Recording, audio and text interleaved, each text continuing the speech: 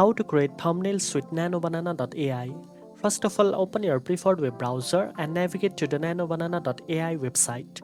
Make sure you are logged into your account to access the image editing tools. Once you are on the website, click on Start Editing. Here you will see two options, Image Edit and Text to Image. To create a thumbnail from scratch, select the Text to Image option.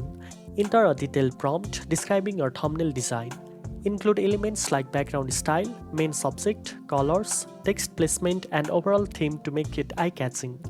After entering your prompt, click on the Generate Now button. The AI will process your request and generate your custom thumbnail. You can download the output image directly to your device. Now you have a professional-looking thumbnail ready for your videos, social media posts, or any digital content. NanoBanana.ai makes it easy to create engaging thumbnails without any design experience. Now you know how to create thumbnails with NanoBanana.ai. If you found this tutorial helpful, don't forget to like, share, and subscribe for more tech tips. Thanks for watching, and I'll see you in the next one.